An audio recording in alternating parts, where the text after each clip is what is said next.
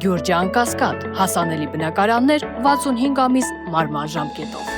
Մեծարգո վարչապետ, հաճախ խաղաղության մեր խոստման մասին խոսելիս դուք հողում կատարում եք կառավարության ծրագրին եւ անշուշտ այնտեղ այդ խոստումը բյուրեղացած է որպես ամենամեծ հանձնառություն,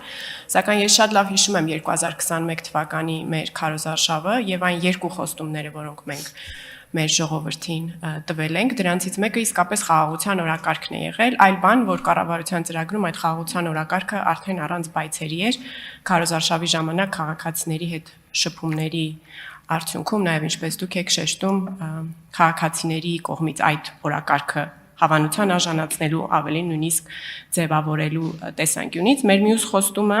իմիջիայլոց այդ քարոզարշավի ժամանակ է նաև որ դուք առաջին անգամ իմ հիշողության մեջ խոսել եք Հայաստանի մասին որպես այն ավետյաց երկիրը, որտեղ կաթումեղր է հոսում։ Երկրորդ խոստումը, որ այդ քարոզարշավի ժամանակ մենք տվել ենք, եղել է պողպատե մանդատը եւ Հայաստանում կարգուկանոնի հաստատումը։ Իմ տպավորությամբ վերջին շրջանում մեր քաղաքացիները գրեթե չեմ լսում, չեմ տեսնում, որպեսզի արտաբերեն վերջ թավիշին արտահայտությունը, իմ տպավորությամբ նաև այդ խոստումն է իրագործված, եւ ուզում եմ ձեզ հարցնել, եթե փորձենք մեր հաջորդ մանդատը, որը մեր ժողովրդից խնդրում ենք, մի որևէ կերպ բնորոշենք, ինչպես այն կանվանեք, ճիշտ ասած, մեր խոսույթից ինձ մոտ տպավորություն է ստեղծում, որ կարելի է այդ մանդատը անվանել օրինակ սովորական մանդատ, որովհետև իսկապես մենք նորմալության մի տարաշրջան ենք մտել խաղաղության հետ զուգահեռ, կարելի է նույնիսկ նաև անվանել սահմանադրական մանդատ, որտեղ այնուամենայնիվ որոշակի կարևորագույն օրակարգեր ունենք, որոնք պետք է առաքենք, այսպես ասած, մեր հաջորդ, եթե ընտրվենք իհարկե, հաջորդ մանդատի շրջանակներում։ Գիտեք, ես միանշանակ այդ մանդատը կանվանեի խաղաղության մանդատ, որովհետև գիտեք, նախորդող շրջանում ես մեր կուսակցության համաժողովում էլ ասացի, եկեք ի վերջո խոստովանենք, որ 2021 թվականի մեր նախընտրական ծրագիրը եղել է միջին վիճակագրական պսևդոդաշնակցական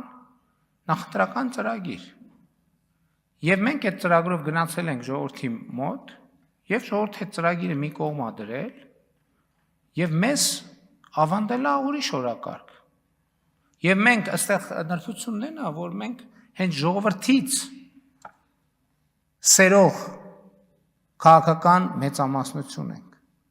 Մենք պորտալարով կապված ենք ժողովրդի հետ, մենք չենք կարող այդ պատգամը չլսել։ Եվ այս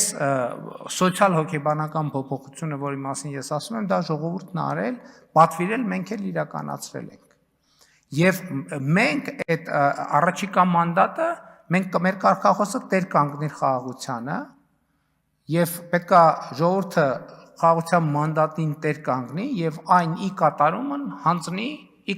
հանձնի քաղաքացիական պայմանագիր կուսակցությունը,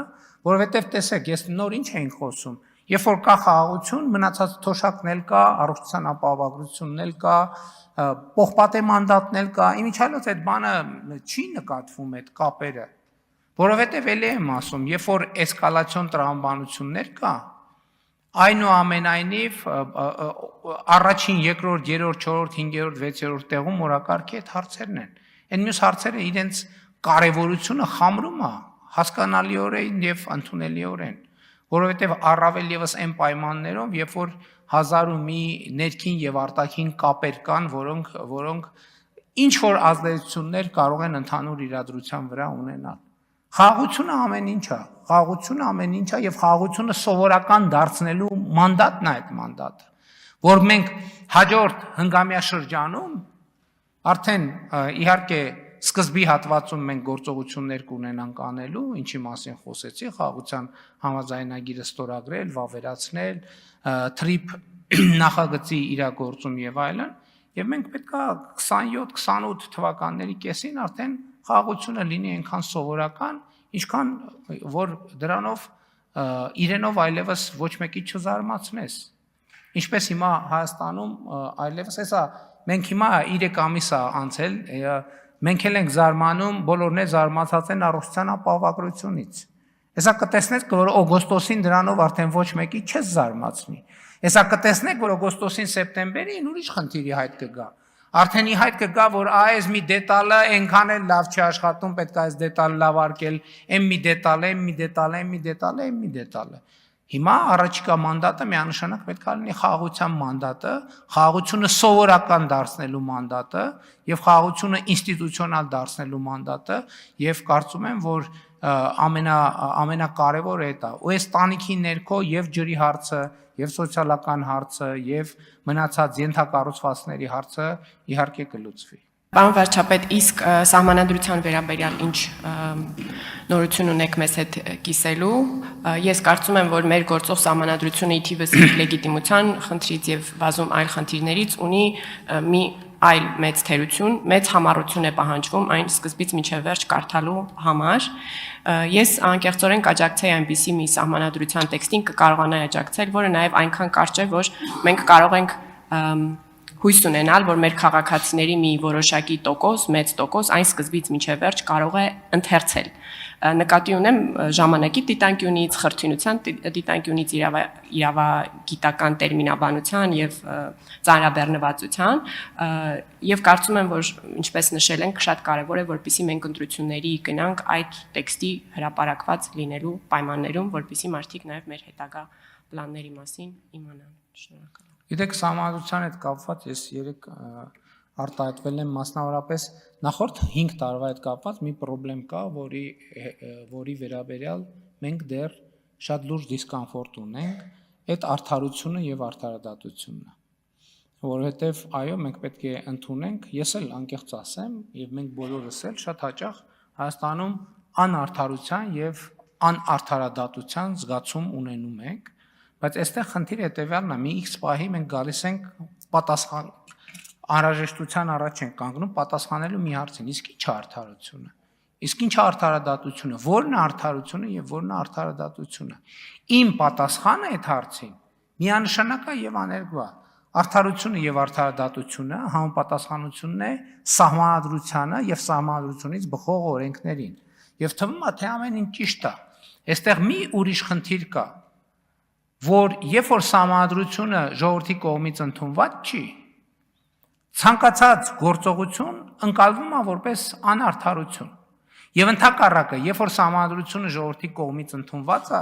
եւ ժողովուրդը ընդունում է, որ ես մի հատ ամենապարզ օրինակը բերեմ, երբ որ քաղաքացին ինչ որ մի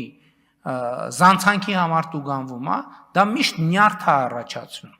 Ցանկացած մեզնից ով որ տուգանք է ստացել միշտ դա նյարդայնացնում է մարդուն, եւ այդ նյարդը միշտ լարում է ստեղծում պետության եւ հասարակության միջև։ Անկախ նրանից ինչքանով ենք մենք դա ընդունում։ Ինչը պոտենցիալ վտանգ է պետության կայունության համար։ Բայց ես հարց եմ տալիս, որ դեպքում է, որ այդ նյարդը չի առաջանա կամ այդ նյարդը ընդհանրապես կբացառվի դրա վտանգ լինելը։ Մի դեպքում, երբ որ քաղաքացին այդ տուգանքը ստանալիս ընդունի, որ դա իր կողմից ընդունված եւ ձեռք բերված պայմանավորվածության իրականացում է։ Հայաստանի երրորդ հանրապետության պատմության մեջ երբեք քաղաքացիների 50+1%-ը չի քվեարկել Հայաստանի սահմանադրության օգտին։ Այսինքն Հայաստանում հաստատված իրավակարգը բան ունի եւ քաղաքացու միջև ալերգիա կա, որովհետեւ քաղաքացին չի հասկանում, այս իրավակարգը ով է ստեղծել, ո՞նց է ստեղծել։ Եվ ես պետության արդարության եւ արդարադատության համար շատ կարեւոր եմ համարում, որ ի վերջո Հայաստանում լինի սահմանադրություն, որը քաղաքացին կհամարի կընդունի անհրաժեշտ թվով ձայներով ազատ կամ արտահայտման, որ դա իր պայմանավորվածությունն է, իր պետության ներսում ապրելու եւ ուրիշ քաղաքացիների եւ պետական եւ տեղական ինքնակառավարման մարմինների հետ հարաբերությունների կանոնների։ Եվ ավելին մեզ ծայրահեղ անհրաժեշտ է երթվյալ ատենակալների ինստիտուտի ներդրումը, որը առանց սահմանադրական փոփոխության հնարավոր չի։ Որովհետև ես մի անգամ առիթ ունեցել եմ, նախկինում ինչքան խոսել ենք երթվյալ ատենակալների մասին, ասում են դե գիտեք ինչ փոքր երկիր է, մեկը մյուսին ճանաչում են, բարեկամ, բայց չհասկացա, այդ ոնց է քննիչի համար փոքր երկիր չի, դատախազի համար փոքր երկիր չի, դատավորի համար փոքր երկիր չի, հենց բանը հասնում է քաղաքացու համար երկիր միանգամից փոքրանում է։ Ոչ, այսօր մենք արդարադատության ոլորտում ունենք լուրջ խնդիրներ։ Եվ ես երեք փափուկ ասեցի, բայց կարամ ավելի պինդ ասեմ, որ մենք այո, գործ ունենք, մենք գործ ունենք Շատ ոլորտներում մենք մաֆիայի դեմ ենք պայքարում եւ այդ մաֆիան իր մետաստազները ունի բոլոր տեղերում։ Այդ մաֆիան իր մետաստազները ունի ազգային ժողովում, կառավարությունում, դատարաններում, դատախազությունում, քննչական մարմիններում, ոստիկանությունում, բոլոր տեղերում։ Եվ մենք պետք է այդ բանից վիրահատական ճանապարհներով արդեն այսքան բանը քիմիոթերապիան այլևս էֆեկտ չի տալի։ Մեզ պետք է վիրահատական ճանապարհներով լուծել այդ թվում արդարադատության հարցը։ Հերիքա բանի ժողովրդի ներվերը ինչքան կարելի է քայքայել։ Ինչքան կարելի է քայքայել։ Ասենք մի կենտրոնից կառավարության բուծած բանի ես էլ եմ ասում, ալա բանի Սերժ Սարգսյանը, Ռոբերտ Քոչարյանը արդարադատությունը հիմա ինքը իրան վերարտադրում է։ Պետք է այդ վերարտադրության բանը կտրել, մետաստազը կտրել ընդհանրապես եւ այդ բանը, այդ քաղցկեղը հեռացնել ուղիղ վիրահատական միջոցներով, որովհետեւ այլևս էլ տեղ չկա, որովհետեւ խայտարակությունն է այսօր Հայաստանում արդարադատության համակարգում այն ինչ որ տեղի է ունենում։ Ինչքան էլ մենք օգնում ենք, աջակցում ենք, ուզում ենք այնց անենք, որ առաջ գնա փոփոխություն, բայց այդտեղ օրգանական process կա, օրգանական խնդրեմ կա։ Այդ համակարգը ժողովրդի հետ կապ չունի։ Հայաստանի Հանրապետությունում չի կարող լինել իշխանության մարմին, որը չի բխում ժողովրդից։ Այսօր փաստա որ արդարադատության համակարգը ժողովրդից չի բխում։ Եվ Հայաստանում պետք է ունենալ այնպիսի արդարադատության համակարգ, որը բխի ժողովրդից։ Սա լինելու է բացարձակ առաջնահերթություն, ջրի խաղաղության հետ մեկտեղ, բայց ելի եմ ասում, ինչի միջև հիմա մենք սա չենք արել, որովհետև դա առանց սահմանադրական փոփոխությունների հնարավոր չի։ Դա հնարավոր է միայն սահմանադրության փոփոխություններով եւ մենք դա պետք է անենք։ Կներեք, նոր սահմանադրությամբ ընդունվա։ Սահմանադրության փոփոխություններով էլ հնարավոր չի։